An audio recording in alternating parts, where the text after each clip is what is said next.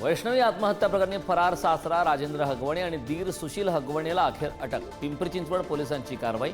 नवरा, सासू आणि नणंदेला आधीच केली होती अटक। आरोपी राजेंद्र हगवणे आणि सुशील हगवणेंच्या अटकेआधीचे सीसीटीव्ही फुटेज समोर। हगवणेंसोबत 3 जण होते उपस्थित। यात तिघांनी हगवणेंना मदत केल्याचा अंदाज। उपमुख्यमंत्री अजित पवार आज वैष्णवीच्या आईवडिलांची सांत्वनपर भेट घेण्याची शक्यता। आरोपी राजेंद्र हगवणेची राष्ट्रवादी पक्षातूनही हाकल केली।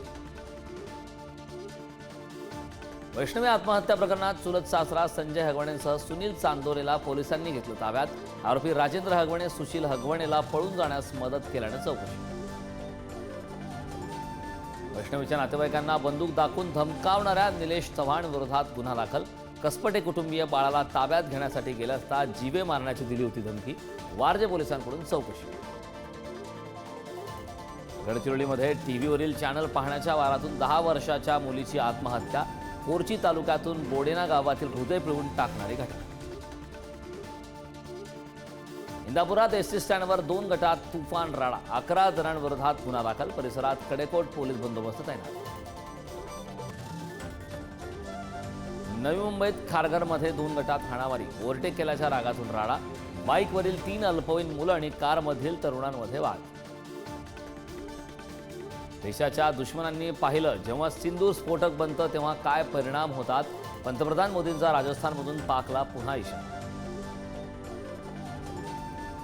पाकिस्ताननं यापुढे दहशतवादी कारवाया केल्यास गंभीर परिणाम भोगावे लागतील। परराष्ट्र मंत्री एस जयशंकर यांचा इशारा। तर पाकला दहशतवाद्यांना पोचणं थांबवण्यास सांगा। परराष्ट्र मंत्रालयाचे प्रवक्ते रणधीर जयस्वाल यांनी चीन आणि तुर्कीला सुनावलं। नाशिकमध्ये कॉम्बॅक्ट आर्मी एव्हिएशन ट्रेनिंग स्कूलच्या लढाऊ वैमानिकांच्या 43व्या तुकडीचा पदवी प्रदान सोहळा थाटात सुरू।